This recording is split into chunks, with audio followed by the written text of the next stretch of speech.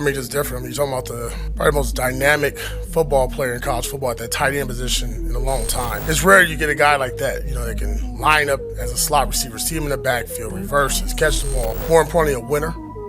And he can help us score points. The Las Vegas Raiders selected one of the most unique weapons that we've seen in recent memory in Brock Bowers just a couple of months ago, and we've gotten our first look at the former Georgia Bulldog tight end, and so far he looks as advertised and could end up being one of the best tight ends in the league in year number 1. And right out of the gates, the first things that you notice about him is just his size. He's a very large human being. He's just under 6'4", he's over 240 pounds and has just under 33-inch arms, but it's his athleticism that when you combine with his size makes him a truly special talent. He ran a 4.5 40-yard dash and has over a 40-inch vertical leap, and those athletic traits do show up in practice just running on air as well. His burst and acceleration after the catch is something that's been really highlighted so far in practice, and that is something that's pretty unique for the tight end position. There's not many in the league that can be effective after the catch. And then also just his soft hands and being able to reel in every single pass. Brock Bowers has not dropped a ball yet so far in Raiders camp, and it goes back to what we saw at Georgia when he was one of the most reliable pass catchers in the country for 3 straight years. So when you combine his size with his athleticism, his surefire hands, and his ability after the catch, you can understand more why he's considered a generational prospect. And I must admit that I was pretty shocked that the Raiders did select him in the NFL draft. I did multiple mock drafts and really covered every single team during the process, and almost every single time I had the Raiders either taking a cornerback, a quarterback, or an offensive lineman. I look back to last year's draft when they selected Michael Mayer out of Notre Dame early in the 2nd round, and I didn't think tight end was going to be a position that they drafted even in the first 3 rounds of the draft. But with how the board fell and having a generational prospect fall to you at number 13, I think it just became too enticing to pass up on him because he was probably a top 5 prospect in this entire class. So although initially it was the 2nd most surprising pick in the draft behind,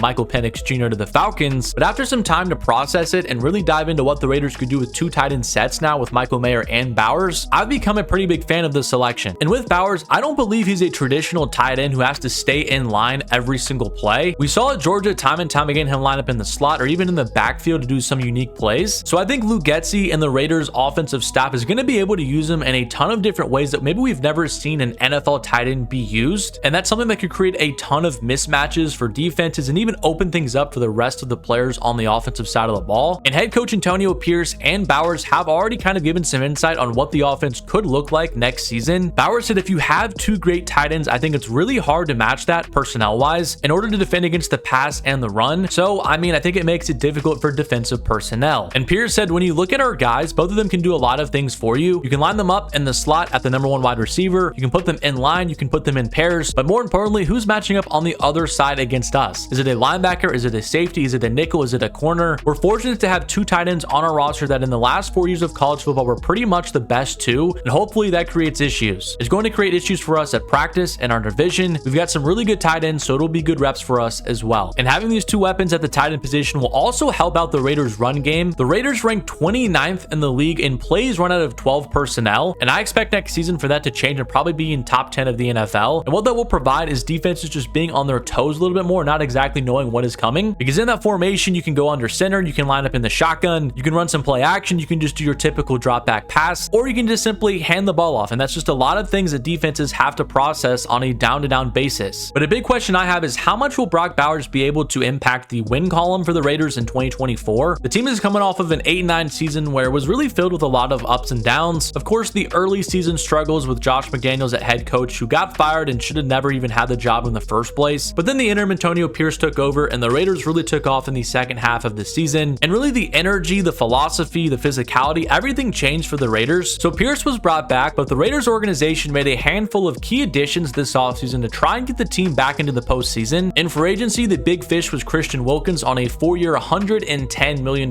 deal. But who may end up being the most important player that they sign is quarterback Gardner Minshew on a 2-year, $25 million deal from the Indianapolis Colts. And that is really where we get into the key of the Raiders season next year and their success. It is the quarterback position. There's going to be a battle in training camp between Minshew and Aiden O'Connell, the second-year player out of Purdue. And this will probably be one one of the closest quarterback competitions we see across the NFL this year. O'Connell was pretty solid in his action last year, 62% completion percentage, 2,200 yards, 12 touchdowns to 7 interceptions, and pretty much exceeded expectations as a 4th round pick. And Gardner Minshew had a pretty similar year for the Colts last year in a relief role for Anthony Richardson, 62% completion percentage for 3,300 yards, 15 touchdowns to 9 interceptions. But if I had to make a prediction, I do think AOC is going to get the first opportunity to take over the starting quarterback spot, because this is his 2nd year with the team, 2nd year with all the weaponry, and he's also the young guy and your former draft pick. I do think that the Raiders do want to see what they have in him, but if anything goes sideways, I do think Minshew has proven that he is a solid backup and probably one of the best in the league. Obviously, you know what you're getting. He's not going to be a top 10 quarterback or carry an offense, but he can make some plays happen. He can get the ball to your weaponry, and that's really all you can ask out of your backup quarterback. But regardless of which quarterback actually does end up starting majority of the season, the Raiders have a very nice infrastructure for their starting quarterback. They've got Devontae Adams as their wide receiver 1, who's one of the best in the league. Jacoby Myers emerged last year and has proven himself to be a very good player in his own right. And then the wide receiver 3 position, there's a lot of options as well with Trey Tucker and Michael Gallup and Jalen Guyton. You go to running back, and the team did lose Josh Jacobs, who got an absolute bag from the Green Bay Packers, but I'm excited to see what Zamir White can do this year. He really showed out towards the end of the season when Jacobs missed some time. And as a dynasty owner of Zamir White, I really need him to break out this year, so I really am hoping that he can ball out. We already mentioned the tight end group, which is going to be one of the best in the league right away in Bowers and Mayer. And then the offensive line is very solid as well. Colton Miller at left tackle, who's one of the best in the league. Andre James was re-signed. He really broke out last year at the center position. At right tackle, Thayer Munford broke out last year in his 2nd season. And then in the NFL draft, Jackson Powers Johnson in the 2nd round was one of the best value picks of the entire draft. And he's currently slated in to play right guard, but he also has the flexibility to play left guard or center if needed. So overall, I really like the Raiders' offensive talent. It's going to come down to AOC or Minshew if this unit can be like a top 10 scoring offense next season. I think defensively, the Raiders will be pretty much exactly where they were last year, which was 7th in the NFL in points allowed per game. All their key starters are back, and now Christian Wilkins will be inserted into their defensive tackle position next to Max Crosby. So there's a lot to like with this Raiders team, but the question still remains if this squad is good enough to make the postseason or even make a deep postseason run in 2024. The schedule will never be easy in the AFC West because you have to play the best team in the league routinely in the Kansas City Chiefs. I think the Los Angeles Chargers will be a lot better this year because they have Jim Harbaugh now coming over from Michigan. Personally, I think the Broncos will be the worst team in the division. They lost a lot of talent this offseason, and they're likely going to be starting a rookie quarterback who always have their ups and downs. The 2 divisions that the Raiders have to play this year are the AFC North and the NFC South. And the North, you can't argue that it's the toughest division in football with the Ravens, the Browns, the Steelers, and the Bengals. But the good news for the Raiders is that they play all of those teams before week number 10, so they can get those opponents out early and also not have to play in frigid temperatures. So overall, not a super tough schedule, but ultimately I do think the Raiders will be on the fringe of the postseason, and it's going to come down to Aiden O'Connell or Gardner Minshew if this team can find themselves playing deep into January. But I want to know what you think about Brock Bowers and what you expect from him in 2024. Do you think there's a real possibility he can have over 1,000 yards as a rookie, or do you think with how loaded the Raiders offense is that he might not have a super massive role in year number 1? Let me know what you think in the comments section down below. But subscribe to the channel if you are new, drop a like on the video if you did enjoy it, and as always, thank you so much for watching,